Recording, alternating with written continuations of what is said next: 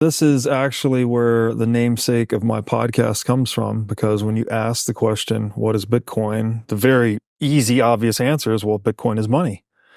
And then the next obvious question is, well, what is money? Mm-hmm. And that's where the bottom sort of falls out. And there are many different definitions. And I've found that I feel very fortunate that I released my podcast when I did, because I am now of the belief that the question, what is money, is becoming the defining question of our time in history. People all over the world are trying to redefine or define what money is. We're talking about central banks wanting to launch digital currencies. Mm-hmm. You see BRIC nations wanting to go back to like a gold standard. You see countries like China and Russia producing a ton of gold, importing a ton of gold. You see all of this discussion about the recent wave of inflation, price inflation we've experienced from the printing of money over the past few years. And then, you've got Joe Biden on Super Bowl commercials, eating ice cream, wagging his finger at the ice cream producers for increasing their prices, not talking about the $6 trillion that the U.S. Fed counterfeited. So it's become this very zeitgeist question almost. And I feel like a lot of this has been catalyzed, again, by Bitcoin.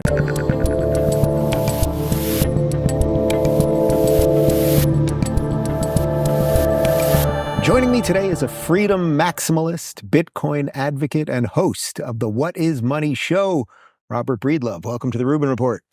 Thank you for having me. It's great to be here. We did a reverse version of this at the ARC conference when we both were doing our show from a very, very small trailer on a quiet day, and we got to talk finance and politics on your program. So I'm glad that we get to kind of reverse this. I feel like I should have mentioned you're also Florida man now too. I am a Florida man as of a couple of months ago. Yeah. How do you feel about the Key Biscayne freedom Island and is good. I don't think I'm going to be leaving a red state ever again. Post-pandemic, I grew up in a red state. I'm from Tennessee, lived in several blue states the past few years. We're just talking about Los Angeles. I was also in Hawaii. And I think red U.S. states are probably the best place in the world to be at this point in history. So I think I'm here to stay as well. Yeah. Is that partly because of the finance part of your life, but also just because of the safety part of your life, the sunshine part of your life? You're also in a particularly kind of pristine area over there. Yeah, it's a very nice area. But even nice areas in Los Angeles. Like I was in Santa Monica when I was living there, and that place went batshit crazy, And so my revelation was, like you, I love Los Angeles. Like good weather, great food. I was single, so great place to date.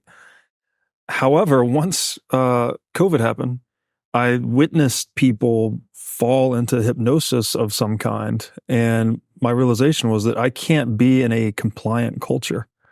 I just had this sudden, I also had become a father recently. My daughter was about 1.5 years when COVID started. So I guess I had this parental urge to try and get to a place that was more culturally sane in my perspective. So now that I've made the move, I don't think I'll ever change again. And why didn't you go back to Tennessee instead of coming? Well, I did actually. I was there for a year. Spent a year in Nashville, but then I've been living endless summer for the past 13 years. So one winter in Tennessee, and that was enough. And then you're here. Yeah. All right. So for us, we're going to dive into a whole bunch about finances, which I don't do too much of on the show. So I'm glad to be doing that. And Bitcoin, obviously, and a couple other things. But for people that just don't know who you are, could you give me like the kind of 101 bio first, and then we'll go from there? Sure. So my background's accounting and finance. I've been basically a career CFO prior to starting the podcast. I also ran my own hedge fund.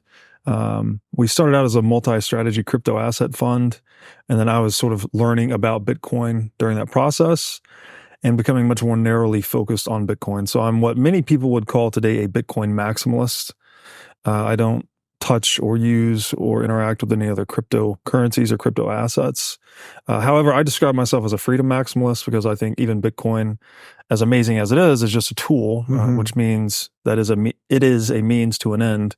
And that ultimate end for me is human freedom. So that's why I try to promote on the podcast. I started the podcast November 2020, really as just kind of a hobby project.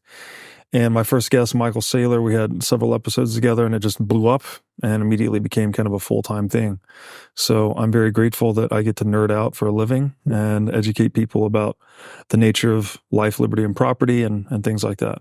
So we'll obviously do a whole bunch on Bitcoin, but let's start with like some basic finance stuff. Because I think one of the things that has put us in this weird position we're in kind of culturally in this country is that very few people understand the basics of economics. Do you find that to be a fairly true statement? Yeah, I like to say we're living in the economic dark ages, actually. I think we're coming out of the economic dark ages. Keynesian economics, which is what's taught in universities worldwide, is a pseudoscience at best and propaganda at worst. Basically says that government needs to monopolize and print currency to control the economy. All right, they talk about levers and buttons and policy tools. And I think it's the wrong metaphor, right? The economy is a complex adaptive system. It's not a machine. You can't press buttons and pull levers and create outcomes, right? It's complex, not complicated.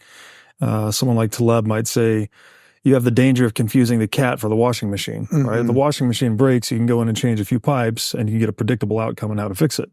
Can't do that with your cat, right? Much more complex.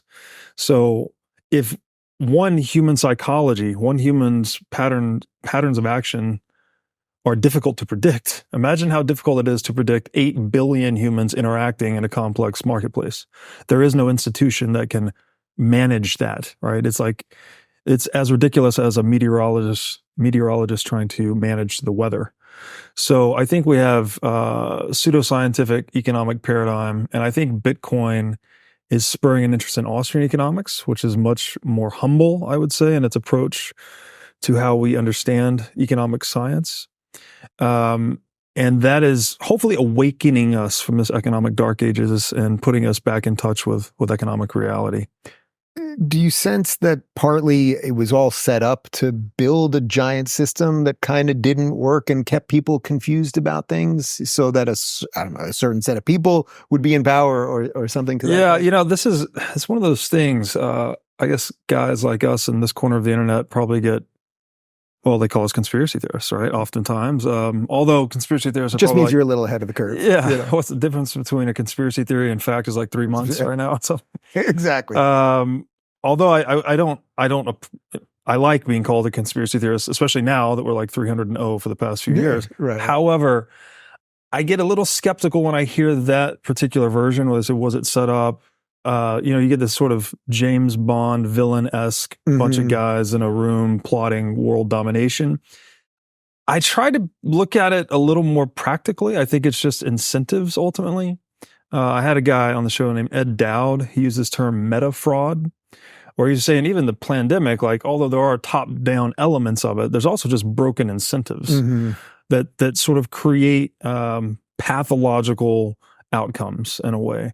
So although I think, you could read a book like The Creature from Jekyll Island about the inception of the Federal Reserve, which is the central bank of the United States, there was clearly a small group of people that were very interested in getting a central bank implemented into the United States.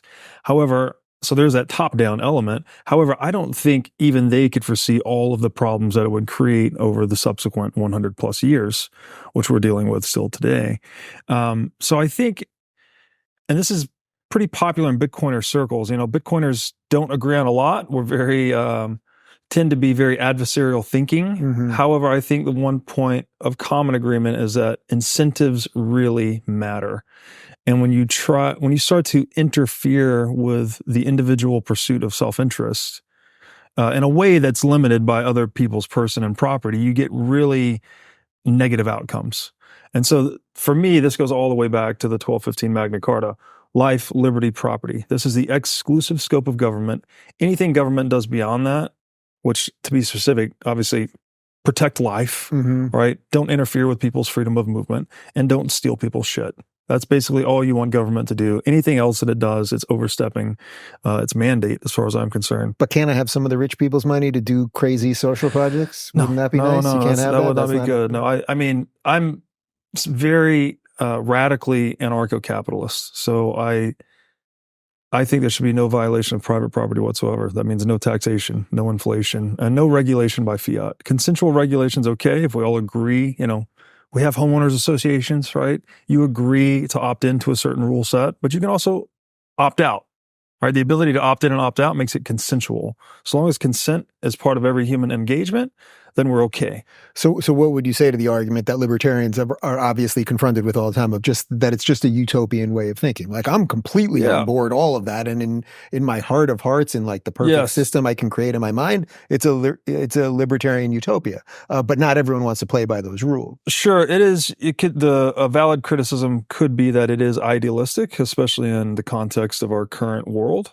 However, I think saying ideals or idealistic as a negative thing doesn't make sense to me, because we have to have ideals to work towards, right? Again, I'd go back to the Magna Carta. It was life, liberty, inviolable private property. That's an ideal. We've never had a world where no one steals from anyone ever, no one coerces anyone ever. That's never going to happen. But it's an ideal that we inscribed in a constitutional document, right, as something to strive for and something to try and enshrine with our legal codes and our moral codes. So, yeah, maybe libertarianism or anarcho-capitalism is ideal. Maybe it's unattainable, but what's that old saying? Like, aim for the stars, land on the moon kind of thing. So I think, and we have trended that direction. So it doesn't make sense to me to try and pull back the aim. I was like, I would, something Peterson says, right? From Carl Jung, set your moral aim as high as you can, and the rest of your life will sort of organize itself around that aim. Do you see that sort of more concretely now being in Florida, that you're in a place that, we don't have income tax, we largely protect freedoms and law and order and property and things of that nature? So it's for me, it's been very validating to have a lot of these beliefs and then come to a place where that's respected rather than California where it was being trampled on. Yeah. And it shows up for me in the psychological demeanor of people. Like, people just seem to be a little less judgmental or impositional. In California, I don't know about you, but during pandemic, I got walking down the street without a mask on. People would say stuff to me. People were harassing me about the jab, and just like, what? That's when I started to realize these people have screws loose. I was getting yelled at because I was letting my dog go up to other dogs outside on beautiful 85-degree days. Well, dog COVID's dangerous. It'll take you out. So let's connect this to Bitcoin. So I think, all right. So first off, let's do like the most basic thing possible for someone that has no idea what's going on with crypto. So let's do a little of that, and then we can kind of grow from there. What the hell is Bitcoin? Well, I wish that were a basic question. So this is actually where the namesake of my podcast comes from, because when you ask the question, what is Bitcoin? The very easy, obvious answer is, well, Bitcoin is money. And then the next obvious question is, well, what is money? And that's where the bottom sort of falls out. And there are many different definitions. And I've found that I feel very fortunate that I released my podcast when I did, because I am now of the belief that the question, what is money, is becoming the defining question of our time in history. People all over the world are trying to redefine or define what money is. We're talking about central banks wanting to launch digital currencies. You see BRIC nations wanting to go back to like a gold standard. You see countries like China and Russia producing a ton of gold, importing a ton of gold. You see all of this discussion about the recent wave of inflation, price inflation we've experienced from the printing of money over the past few years. And then, you've got Joe Biden on Super Bowl commercials, eating ice cream, wagging his finger at the ice cream producers for increasing their prices, not talking about the $6 trillion that the U.S. Fed counterfeited. So it's become this very zeitgeist question almost. And I feel like a lot of this has been catalyzed, again, by Bitcoin, right? The fact that there's it's almost like gold has been money for 5,000 years. Before I get into defining it, well, gold has been money for basically most of human history. And the past 100 years has been kind of a weird interregnum period, because we've had the Federal Reserve push this into kind of a fractional reserve banking model. Although we've had this in the past, this is our most recent experience of it. And then as of 1971, we've been on a fiat currency model, which is basically a zero reserve standard. So the dollar used to be redeemable for gold. It was fractionated, where there were way more dollar liabilities outstanding than there were gold assets. And then eventually Nixon revoked the whole thing in 1971. Past 50 plus years, we've been on this zero reserve standard, which basically, like, there's a lot to say about it, but in a nutshell, it gives governments the license to print money ad infinitum, which allows you to have a limitless government overgrowth, and no one can call their bluff or check. No one can no one can adequately vote against the overgrowth of central government by, moving their gold offshore or something like that, because governments can just keep printing money. So Bitcoin is a digital disruptor to this 5,000-year-old technology we call gold.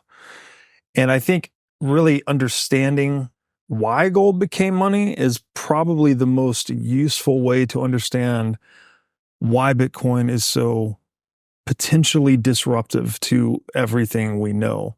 And so that's really one of the avenues we go down on the show a lot, is really trying to explore the history of money, why gold became money, how we got to fiat currency, and why Bitcoin is disruptive to gold, and then what the implications of that are in the future.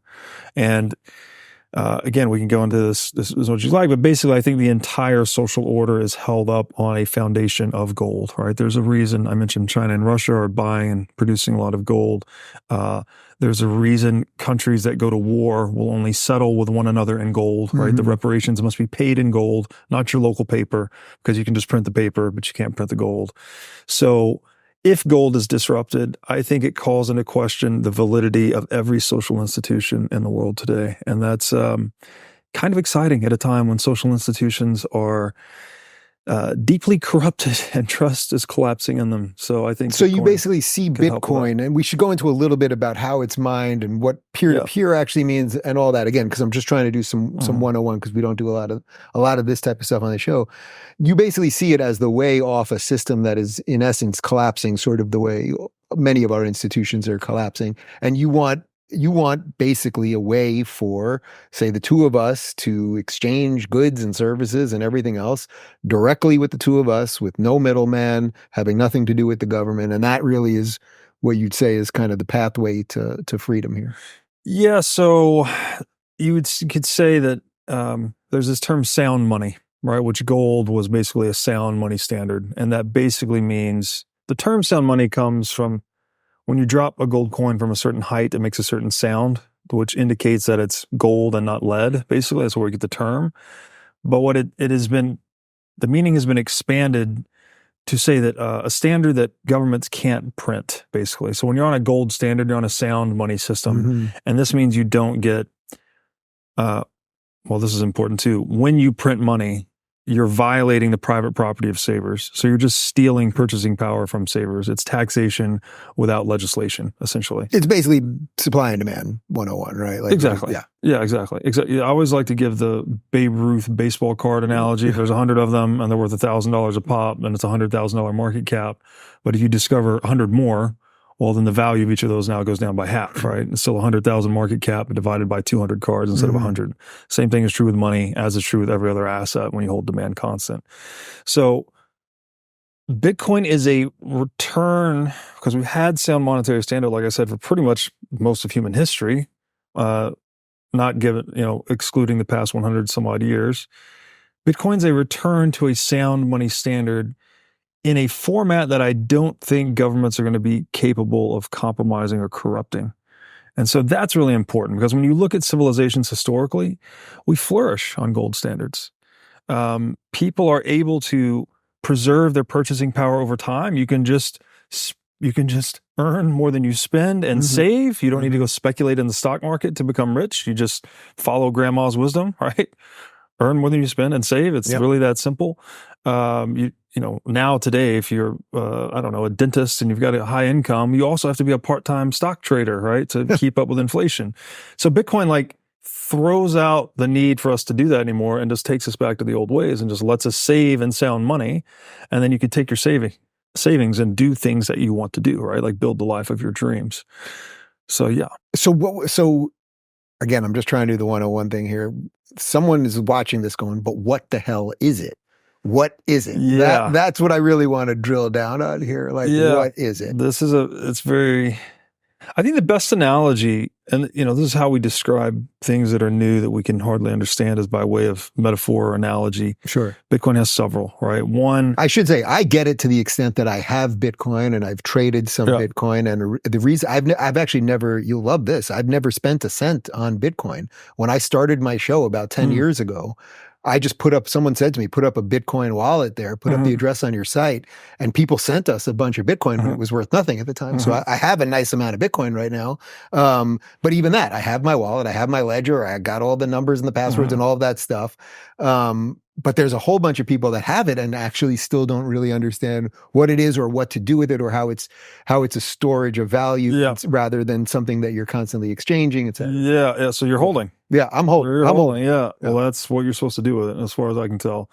So the metaphors for Bitcoin, one that I think is useful, the internet of money. So what is the internet?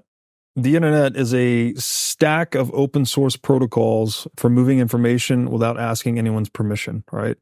You can just create a website and publish things. Now, obviously, this has become a little more contentious at the application layer, right? Like if you're trying to publish stuff on Instagram or Facebook or certain websites, YouTube, they will censor you, but they're not censoring you at the, HTTP layer or SMTP layer. These are layers that are, more open, they're open source software, basically. Bitcoin is open source software, or you could actually consider it as the latest layer of the internet protocol stack. Again, I mentioned a couple, HTTP, SMTP, BTC would be another one, but instead of just moving information, you're actually able to move economic value without permission.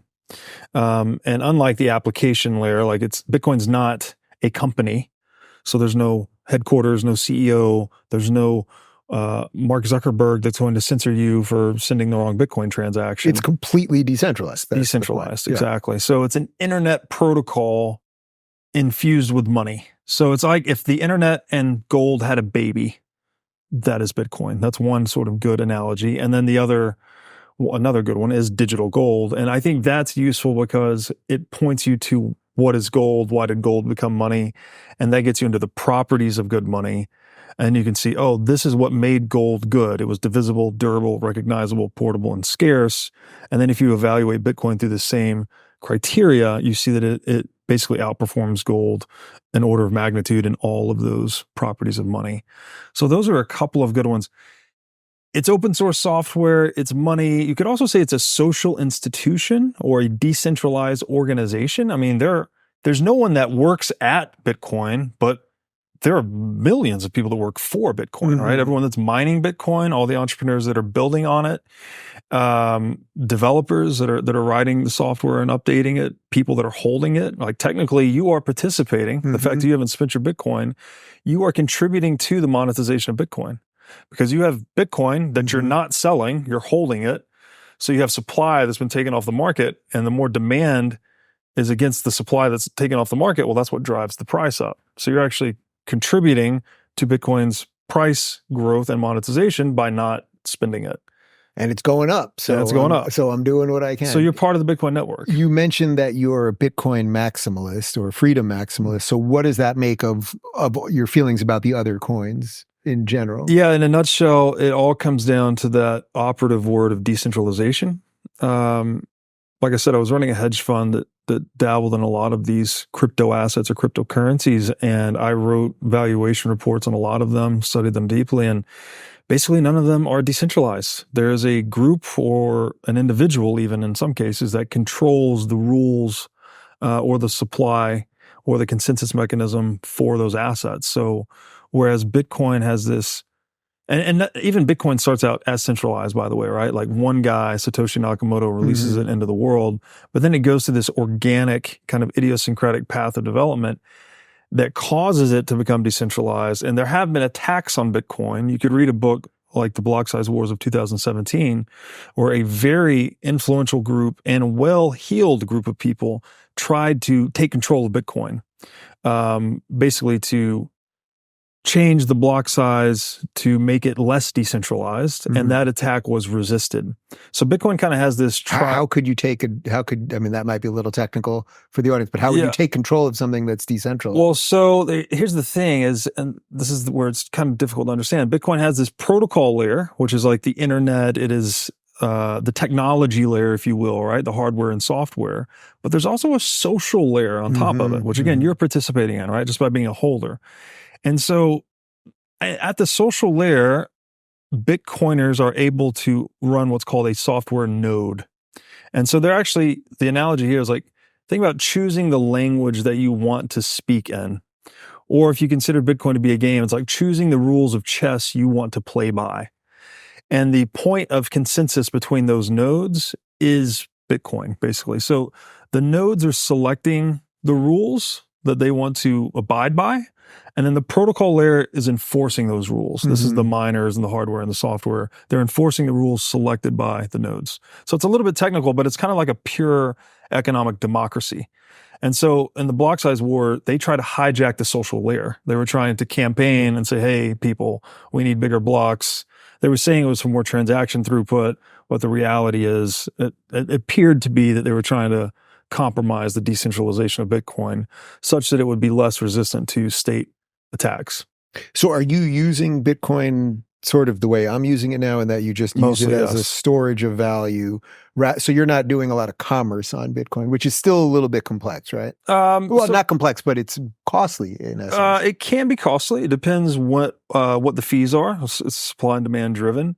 It's not too complex, actually. If you can send an email, I think you can send a Bitcoin transaction. You're really just copying and pasting an address. The custody component can be a little more complex, especially when you're custodying large amounts of value. You want to have, like, I always recommend a multi-key solution or collaborative custody so that you don't have a single point of failure. You have redundancy, basically. Right. However, I'm using it, just sort of the tried and true way of, I try to earn more than I spend in all of my businesses, try to run profitable businesses, and then I stash the savings in Bitcoin. I do pay some of my employees in Bitcoin that want to be paid in Bitcoin. So that's really the only exception, but I'm a net buyer of Bitcoin every day. So you mentioned central bank digital currencies. This, in essence, would be what you're describing as sort of the people that have either screwed this up or how a system got screwed up, pushing out their own version of this, right? Yeah, but not decentralized. But not decentralized. That, basically, yeah. So it's central bank digital. Yes. So it's got people confused because it sounds like it's sort of going to be free digital, free in that sense, but not centralized. Yeah, it will be, basically we have accounts today with commercial banks. Those commercial banks have accounts with larger commercial banks, or if you're with one of the big banks, right, Wells Fargo, BOA, JPM, they have accounts directly with the Federal Reserve. So it's an intermediated system today. A CBDC would be every individual is going to be on the central bank's database. So they'll see every transaction. This is a precursor to a Chinese social credit scoring system, basically. So in China today, you say the wrong thing. First you might get shamed on the local neighborhood billboard.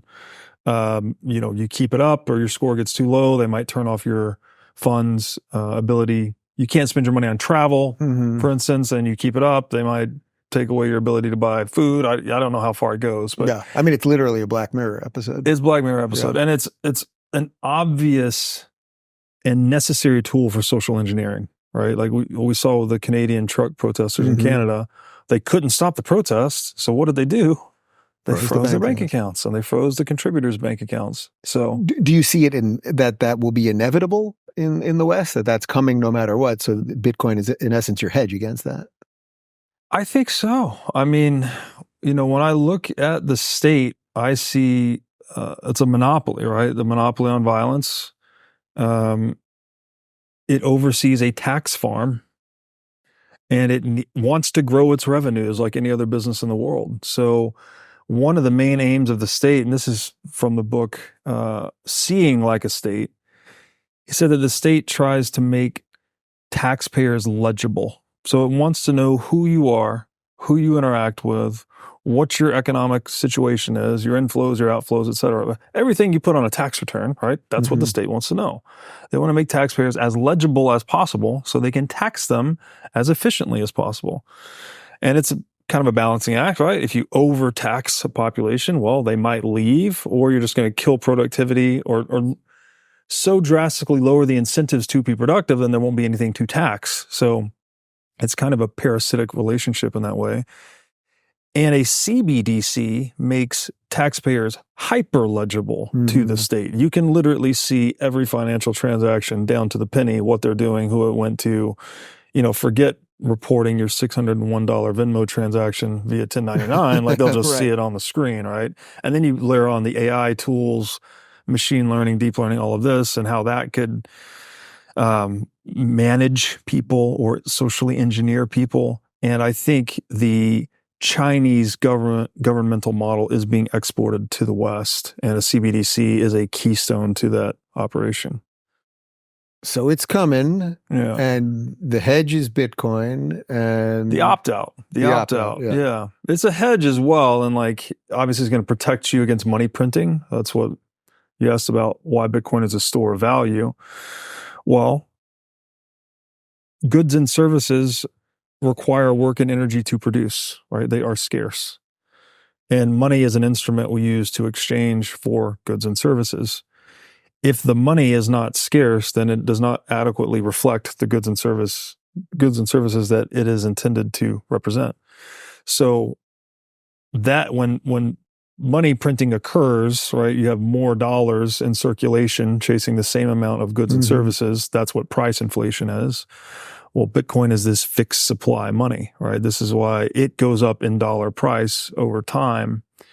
Whereas it's both people having more demand for Bitcoin as savings, but it's simultaneously a decrease in the purchasing power of the dollar, right? So this is the optical illusion so many people fall for, is they think, oh, if I had $100,000 in my brokerage account last month and I have 110 this month, then I'm richer. Yeah, but what you're not these days. Yeah, what you're not seeing is if the price of steak doubled in that time, and your portfolio value went up 10%, well, then you just got cut in half in terms of steak, or pick your food or energy or whatever it may be.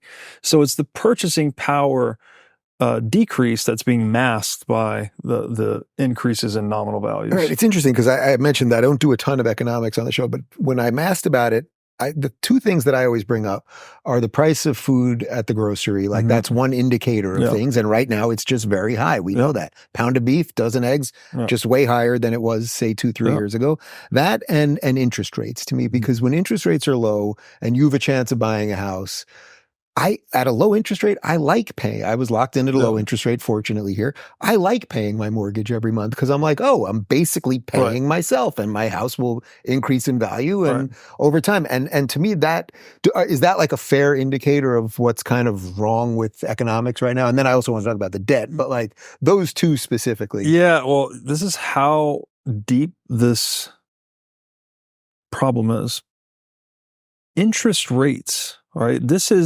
We've been conditioned into the reality that they are centrally planned, right? This is a price, right?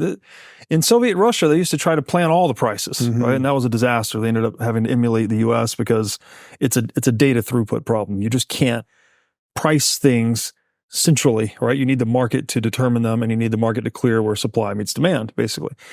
Well, the market for money is... Or you got to kill a lot of people, basically. Or you got to kill a lot of people, to get them to operate in those conditions. I mean, truly. That's exactly right. Yeah. And the market for money is one of the largest and most important markets in the world. And by way of rough analogy, the interest rate is the price of money. Now, that's not exactly right, because there's technically an interest rate for every form of capital.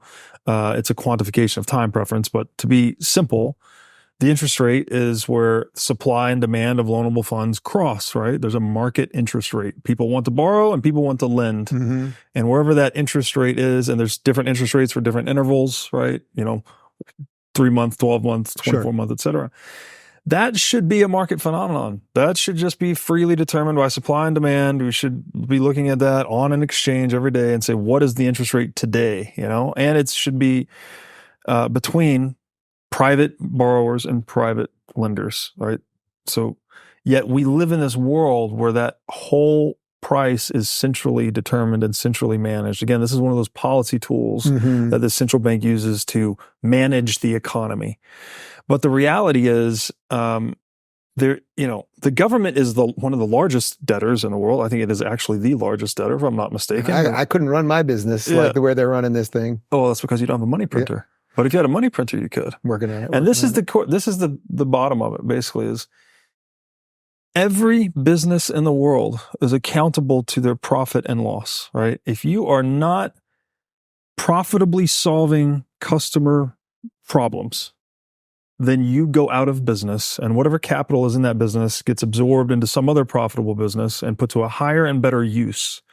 And it is that kind of Darwinian pressure that drives, this is economic competition, that drives human progress, innovation, make sure that we're efficiently allocating capital in a way that satisfies the most human wants possible. So that is the profit and loss motive, right? That keeps businesses honest. Well, if you give a business a money printer, it is no longer, it doesn't care about generating losses anymore, right? And inside of government, they call these deficits, right? But it's the same thing. It's a loss. And when that business can just print money to paper over these deficits or losses, it destroys capital formation, right? You're not actually solving problems that people want solved. You're solving problems that the bureaucrats privately want solved for themselves at the expense of everyone else. So when you see something like, these bank bailouts, or when Silicon Valley Bank went down and it turned out that they didn't even have like a chief lending officer, but they had a huge DEI department instead to figure out the color of the skin of the people lending the money, but they didn't have someone actually doing the math on it. But then they get bailed out, and then they get, I was with First Republic and now it's part of Chase, and this happens over and over. That basically the banks can do all sorts of crazy things that are not responsible, but then they just get eaten alive so that too big to fail becomes much bigger, actually. Yes. Heads I win, tails you lose, basically. Like they privatize gains over time, and if they ever have a loss event that's big enough, that gets socialized. Everyone pays for it via inflation. So I know that ultimately your answer would be Bitcoin would be the way out of that. Or we could also follow the U.S. Constitution. I mean, the U.S. resisted an implementation of central banking twice. It took 3 attempts to get the Federal Reserve in. And again, the book, The Creature from Jekyll Island, is great on this. It still took this very duplicitous kind of maneuver around the holidays, and it was just very shady, to say the least. If we could adhere to the U.S. Constitution, I don't think we'd have a central bank today. But given the nature of human greed and incentives and opportunism, we have one, and we've had one for 100 years, and it doesn't appear that there's any legislation that can take care of that at this point. Although legislation has been introduced. I think Massey introduced a bill to abolish the Fed. We'll see. But those power structures become pretty entrenched. And what's the old quote from Rothschild? That, give me a power to issue a nation's currency, I care not who makes its laws. When you can print money, you can pretty effectively guide the legal apparatus to your favor. Surprise, surprise. So yes, I view Bitcoin as a disruptor to gold, which is what the sovereignty of the central bank is really based on. Central banks hold about 25% of the global gold supply. So what would you say to someone who sort of new to this conversation, they're making a little bit of money, maybe they're not a total ANCAP or libertarian, but they're like, all right, I want to put some portion of my wealth into Bitcoin. Like, where do you see the percentages on that? What do you think like a sensible strategy would be? Well, you have to be intimately knowledgeable about that individual's aims, income, all these things that I just don't know. So I always hesitate to be prescriptive. So like the most broad sense. My number one piece of financial advice, I always say, this is not financial advice. Well, this is financial advice. Study the nature of money. Study Bitcoin. Just study it. I'm not even telling you to buy it. Just study it and see where it takes you. Because ultimately, I think your portfolio construction should be a reflection of your actual convictions. If you own something that you don't understand, you're going to have a bad outcome. Even if you own an undervalued asset. If you don't understand it, the market's going to move against you one day. You're going to get emotional and you're going to sell it, right? Or vice versa. You're just going to have a bad outcome. So I think studying money and studying Bitcoin will get you out of the Keynesian economic nonsense. There's a reason economics is what they call it, the dismal science. Is that the term they use? Yeah. It's because it's bullshit. It's not true. Like it's this whole propagandistic nonsense to justify the government printing of money. And it has nothing to do with real economics whatsoever, right? Like, I'm not trying to brag here. I have a master's degree in accounting and finance. I didn't learn one stitch of Austrian economics. I learned a lot of Keynesian economics. And it doesn't make any sense. But when I got out of school and discovered Bitcoin and discovered Austrian economics, I found something that made sense. So that's what I would encourage people to do, is actually look into this. I really hesitate to give percentages because that's unique to each and every person. Sure. So does that also show you how the educational layer is so connected to the political layer in a sense that the guys that are supposed to be learning economics to get out there and build economies that can scale and do great things are actually learning really only the systems that will just increase the monster, so to speak? Yeah. Again, that meta fraud term comes to mind, right? Like, and there's a saying in Bitcoin, fix the money, fix the world. And so if you take the flip side of that, it's, well, we have broken money, and I would say that's the source of many of the world's problems today. Again, when you have this central government that cannot lose, it cannot contract, right? There's examples, I think this was in Lebanon, where they had like the train authority was still active. I don't know if this is active today, but maybe this was 10, 20 years ago. And they hadn't had a track of train for like 30 or 40 years in the country. It's like one of those things where, what's well, California, where we both used to live, they were trying to build the railway from LA to basically to Napa, and it was going to go to Vegas. Yeah. And what is it? It's like 30 billion in, or it's maybe even more, 60 billion in, and I don't think any train. It's like, where the hell is the money? San Francisco spent. We did it here in Florida. $20 million trying to open a public restroom. Yeah, it's like, I mean, the misallocation of capital is so astronomical inside of government that it's mind blowing. And if you just stop and think about it, this is very intuitive. Like, name one domain where government does anything effectively, right? Like, you've been to the DMV. If you've ever dealt with, God forbid, state-run healthcare. Banking, insurance, all the things that the state touches become very inefficient because there's broken incentives, right? They don't have an incentive to be accountable to the preferences of their customers because they're backed by a money printer, right? And if you're backed by a money printer, then all you want to do is keep the scam going, right? Just let me keep printing money, and to hell with how you feel about your customer satisfaction, because guess what? I don't have a P&L. If I had a P&L, I would care about what you think. Right. The customer's always right in a competitive business, but the customer's always wrong in a money printing business. So let's talk about debt or like sort of national debt for a couple minutes, because it seems to me that clearly the debt is never going to be paid. We're never even going to we're never even going to put the slightest dent in it. No. Politically, it doesn't make sense for all of the crazy incentive structures you're talking about. Is that the ultimate argument for a strong military, actually, that really in some ways, like if China just called us up one day and was like, well, we'd like the cash back, like it's a good thing we have some nukes in some sense. Like, so this is connected to something much bigger than just money is what I'm trying to get at. Yeah, it's like it's a mafia thing. Like it's at the end of the day, you only have to pay if your weapons aren't as big as the next set. Yes, might makes right, certainly. And I think it's ultimately another consequence of fiat currency and central banking, though, because the reason there is so much national debt is because governments have figured out this way to borrow money into existence, right? It's literally what they're doing with the Fed. Is the U.S. government issues this shitcoin called U.S. Treasury bond. They can print as many of these as they want. They sell them to the Fed to borrow dollars, right? So the Fed now is already the creditor to the U.S. government borrower at interest. The Fed's taking interest payments right off the top. The Fed can print dollars ad infinitum, so it's just total shell game. And then the government can spend those dollars as it sees fit. And that you end up with a situation where the government has extreme indebtedness, but it will just keep printing more money to externalize the cost of that indebtedness onto the population via inflation. So you can think about it this way. The price inflation that you experience as a consumer, you are just paying for the slow motion default of your government on its debt. Right? You are working more hours, literally more hours, more years even, right? You're delaying your retirement age. If you're paying a 30% effective tax rate, that means you're working the first 4 months out of every year to pay the government, and the last 8 months are for you, right? And 30% is not that high. There's countries with twice that. Yeah. This is the problem, right? I've described this as institutionalized time theft. And I think in a sound money world, you would not have this level of government indebtedness because it doesn't make as much sense to borrow a money that's appreciating over time because you have to pay back stronger dollars. Whereas if the dollar is depreciating over time, you're paying back weaker dollars.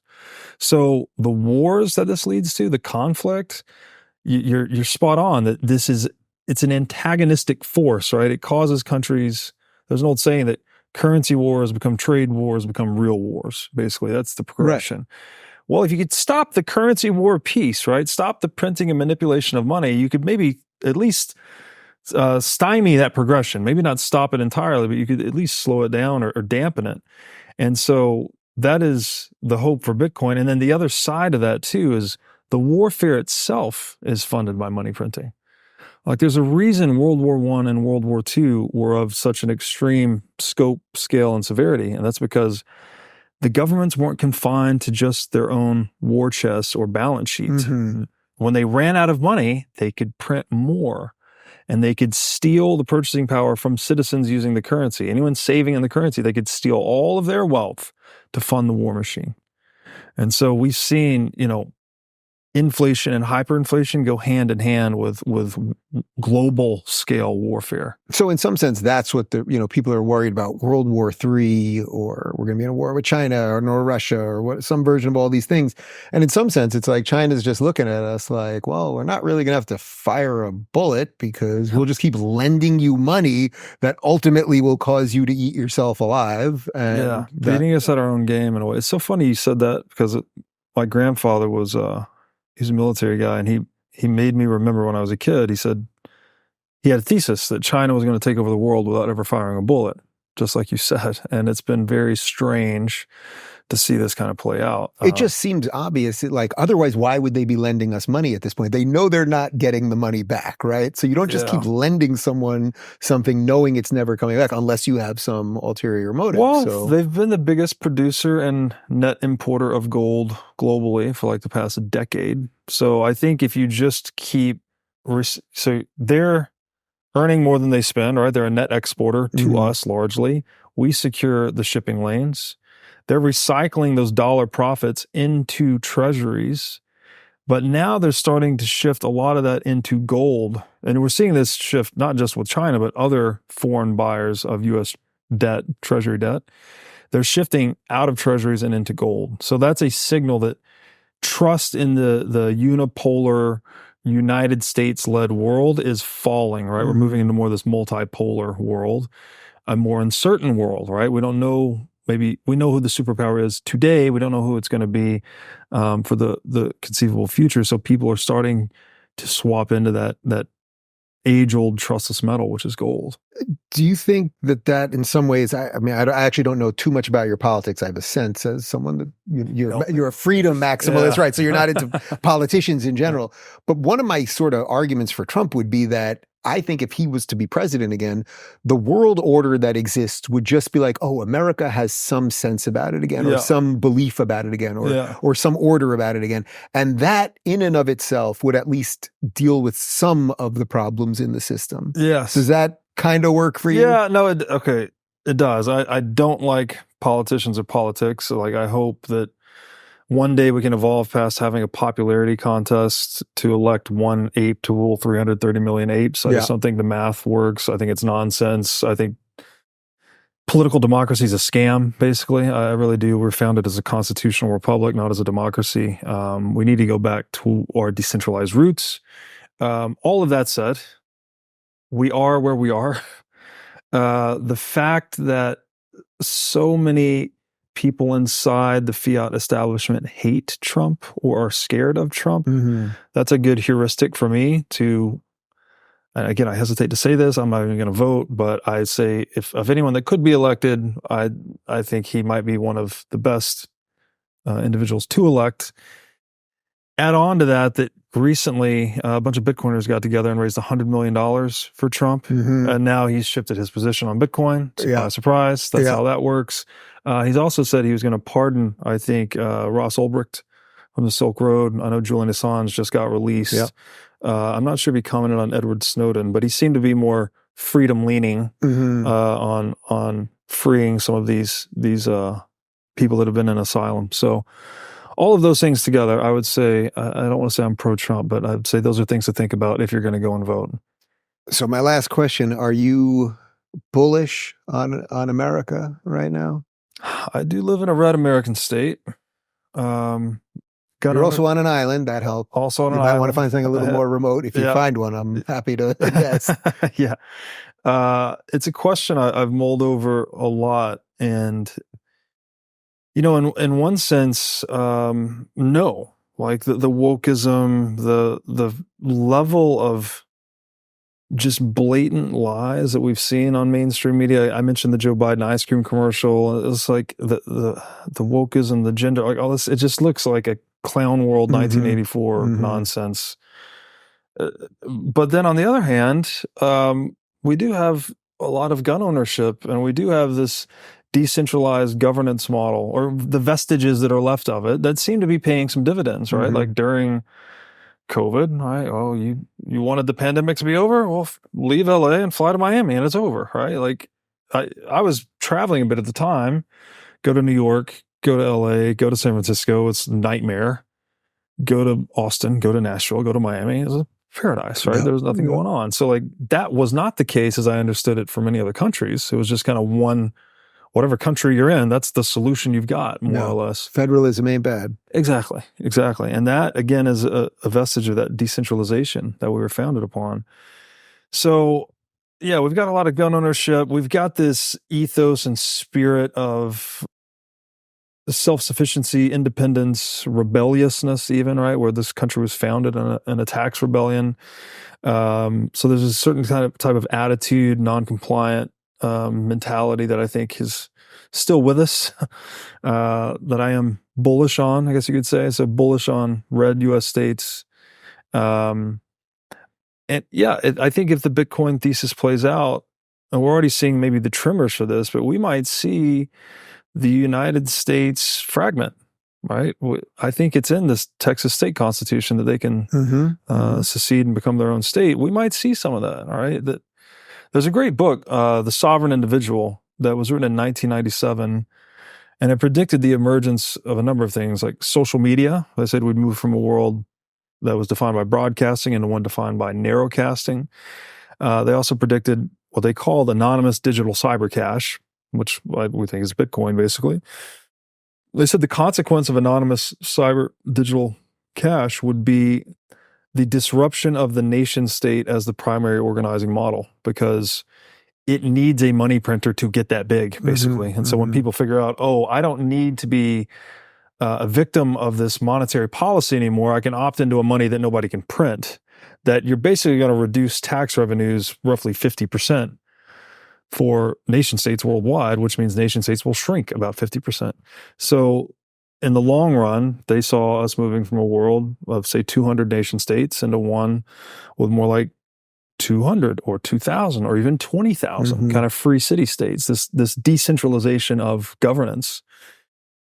And I think that's very exciting. And